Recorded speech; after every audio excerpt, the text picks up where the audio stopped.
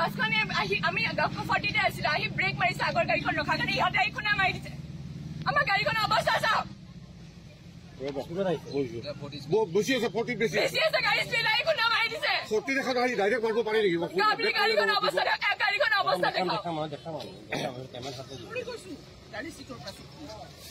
Glass গুটি ভাঙিছে আমাৰ বেছি বছৰ হোৱা আছে গাড়ীখন কিনা নেহৰু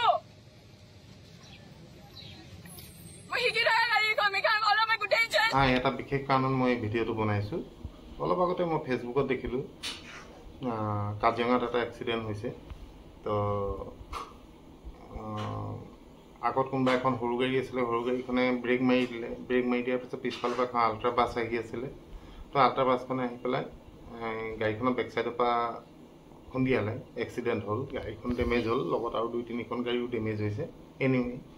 ৰাস্তাত এনেকুৱা দুৰ্ঘটনা ঘটি থাকে তাৰ কাৰণে বৰ বেয়া লাগিছে মানুহে দুখো পাইছে বুলি শুনিছোঁ কিন্তু ইয়াত উল্লেখনীয় এটা বিষয় যে এজনী সৰু ছোৱালীয়ে আল্ট্ৰা বাছখনৰ ড্ৰাইভাৰজনৰ বুকুত ধৰি পেলাই তাই চিঞৰ বাখৰ কৰি আছে চাওক এইখিনি কথা কিন্তু গাত লাগিছে দেই মোৰ আৰু আমাৰ সমগ্ৰ ড্ৰাইভাৰ সমাজৰ গাত লাগিছে ভুল চালকজনৰ গাতে মই মানি লৈছোঁ এতিয়ালৈকে কিন্তু চালকজনক তেনেকে মাজ ৰাস্তাত নিজৰ ছোৱালী বয়সৰ ছোৱালী এজনীয়ে বুকুত ধৰিছে তেওঁ কিমান আত্মসন্মানত লাগিছে এবাৰ কথাটো ভাবক তেওঁ নিৰূপায় তেওঁ ঘৈণীয়েকে দেখি আছে তেওঁ ল'ৰা ছোৱালীয়ে দেখি আছে তেওঁ পৰিয়ালৰ মানুহে দেখিছে তেওঁ গাঁৱৰ মানুহে দেখিছে তেওঁ মান সন্মান ক'ত থাকিলে এজনী ইমান অকণমানি ছোৱালী এজনীয়ে তেওঁ বুকুত ধৰি ইমান দম্ভালি মাৰিছে আইন কানুন আছে নিয়ম আছে বাছখন তাত আছে পুলিচক মাতিব লাগিছিল পুলিচক মাতি পুলিচৰ হাতত গতাই দিব লাগিছিল ভুল শুদ্ধৰ বিচাৰ হ'লহেঁতেন তেতিয়া কিন্তু এই ছোৱালীজনীক মই এইটো চেগতে মই ইয়াৰ পৰাই একদম সাৱধান বাণী মই শুনাই দিছোঁ তুমি যোনেই নোহোৱা যাৰে জীয়েক নোহোৱা যাৰে ভনীয়েক নোহোৱা যাৰে তুমি নাতিনীয়েক নোহোৱা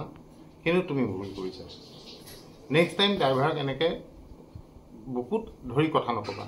আইনৰ ঊৰ্ধত পৃথিৱীত কোনো নাই বিশেষকৈ আমাৰ ভাৰতত আইনৰ ওপৰত কোনো নাথাকে এনেকুৱা নেক্সট টাইম নকৰিবা গাড়ী ভুল হৈছে ইঞ্চুৰেঞ্চ আছে ইঞ্চুৰেঞ্চ ক্লেইম হ'ব যদি ভুল আছে ড্ৰাইভাৰ শাস্তি হ'ব যদি ভুল আছে গাড়ীয়ে এখন গাড়ী ডেমেজটো কাভাৰ কৰিব কিন্তু এজন ড্ৰাইভাৰক তেওঁ এজন মানুহ তেওঁক বুকুত ধৰি মাজ ৰাস্তাত ইমান মানুহৰ আগত তেওঁ পৰিয়ালৰ আগত এনেকৈ অপমান কৰাৰ অধিকাৰ তোমাক কোনেও দিয়া নাই মই এতিয়ালৈকে জীয়াই আছোঁ আৰু এনেকুৱা ধৰণৰ ঘটনা যাতে নেক্সট টাইম নহয় এইটো কাজিৰঙাৰ ওচৰত দুগাৰপুৰ বুলি ঠাইটুকুৰাত হৈছে এনেকুৱা এক্সিডেণ্ট ঘটিয়ে থাকে ৰাস্তাত গাড়ী চলিলে এক্সিডেণ্ট ঘটিবই তুমি কৈছা মই এখন চলাবলৈ শিকি থকা গাড়ী সেইটো ৰাস্তা গাড়ী চলাবলৈ শিকাৰ ৰাস্তা নহয় সেইটো ৰাস্তা জীৱন মৰণৰ ৰাস্তা তাত মানুহে খুব সাৱধান হয় কালি ৰাতি মই সিফালে আহিছোঁ অকলে গাড়ী চলাই মোৰ নিজৰ পাৰ্চনেল কাৰ লৈ পেলাই আমি গোটেই মোৰ জীৱনকালটো মই সেইটো ৰাস্তাতে অহা যোৱা কৰিলোঁ এক্সিডেণ্ট সদায় হয় আৰু এক্সিডেণ্ট হ'ল বুলি যদি ড্ৰাইভাৰজনৰ গাত ভুলো থাকে তেওঁক ধৰি পুলিচৰ হাতত গতাই দিয়া তেনেকৈ বুকুত ধৰা অধিকাৰ নাই তুমি কোন হয়নো তুমি ইমান অধিকাৰ ক'ত পালা ইয়াৰ এটা বিচাৰ আমাক খুব সোনকালে লাগিব মই সকলো প্ৰশাসনৰ মানুহকো কৈছোঁ এনেকুৱা ধৰণৰ যাতে ঘটনা নঘটে কাৰণ এনেকুৱা ধৰণৰ ঘটনা যদি আকৌ হ'বলৈ হয় তেনেহ'লে আমি বেলেগ এটা পদক্ষেপ ল'ব লাগিব যাতে মানুহে আমাক এনেকুৱা কৰিব নোৱাৰে আৰু সেই পদক্ষেপ যদি আমি ল'বলৈ যাওঁ তেনেহ'লে ৰাইজৰ দিগদাৰ হ'ব আগতে ৰাইজে দুবাৰ দেখিছেই এনেকুৱা ঘটনা হোৱাৰ কাৰণে আমি দুবাৰ পদক্ষেপ লৈছিলোঁ এইবাৰ 3 নম্বৰ পদক্ষেপটো অলপ ডাঙৰকৈ ল'ম কিন্তু নেক্সট টাইম ড্ৰাইভাৰ গাত হাত নিদিব কিবা ভুল হৈছে পুলিচ আছে প্ৰশাসন আছে আইনে কৰিব এইটো মই তীব্ৰ ভাষাৰে গৰিহণা দিছোঁ আৰু বিশেষকৈ ছোৱালীজনীক মই সকীয়াই দিছোঁ তুমি যিটো কাম কৰিছা ইয়াৰ ফল তুমি খুব সোনকালে পাবা আৰু তুমি ভুগিবা নাপায় পিতৃৰ সময় এজন মানুহৰ বুকুত কথা দি তোমাৰ গাড়ী ভাঙিছে তোমাৰ দুখ লাগিছে আমি বুজি পাইছোঁ কিন্তু গাড়ীখনৰ ইঞ্চুৰেঞ্চ আছে সেইখন নিৰ্জীৱ এটা বস্তু সেইখন তুমি গেৰেজত লৈ গ'লে বনি যাব গাড়ীখন কিমান ডাঙৰ কথা হাজাৰ হাজাৰ মানুহ মৰি গৈছে কেইদিনমান আগতে বালিজানৰ এক্সিডেণ্টত 13-14জনকৈ নিৰীহ মানুহ মৰিছে তাত ড্ৰাইভাৰজনো মৰি গৈছে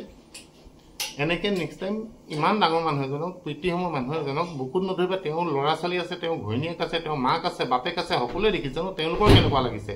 তোমাক যদি তেনেকুৱা কৰে তোমাৰ কেনেকুৱা লাগিব এই কথাটো কিন্তু আমি নাইট ছুপাৰ চালক সন্থাই বিশেষকৈ খুব গুৰুত্ব সহকাৰে লৈছোঁ আৰু বাকী সমগ্ৰ নৰ্থ ইষ্ট চালক সন্থাইও এইটোৰ ওপৰত আমি কথা পাতি আছোঁ আৰু ইয়াৰ নেক্সট পৰৱৰ্তী ভিডিঅ' এটা লৈ পেলাই মই খুব সোনকালে আহিম এইখিনি সমূহ অসমবাসী ৰাইজক জনাইছোঁ আপোনালোকে চাওক প্ৰত্যক্ষদৰ্শীয়ে কি কৰিছে যে আগৰ গাড়ীখন ব্ৰেক মাৰি দিলে বাছ এখন ডাঙৰ বাছ আহি আছে ৰখাব নোৱাৰিলে অকণমান লাগিলে এক্সিডেণ্ট হ'ল মানুহ মৰা নাই দুখ পাইছে তেওঁলোকক লৈ যোৱা হ'ল হস্পিটেললৈ। কিন্তু ড্ৰাইভাৰজনৰ লগত সেই ছোৱালীজনী, ইমান সৰু ছোৱালীজনী যিটো ব্যৱহাৰ কৰিছে এইটো উচিত হৈছেনে? মই আনচাৰটো মই আপোনালোকৰ হাতলৈ এৰিলোঁ।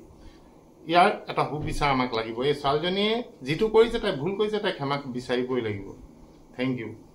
মই এইটো চাইডৰ পৰা আহি আছিলোঁ, ৰয়েণ্টি কাছাৰ চাইডৰ পৰা। তেতিয়া ইয়াতে মাজতে দেখিলোঁ কি মানে প্ৰথমৰ গাড়ীখনে ব্ৰেক মাৰি দিয়াৰ ফলত পিছত যোনখন আল্ট্ৰা বাছ আছিলে এইখন অলপ স্পীডত আছিলে। তেওঁ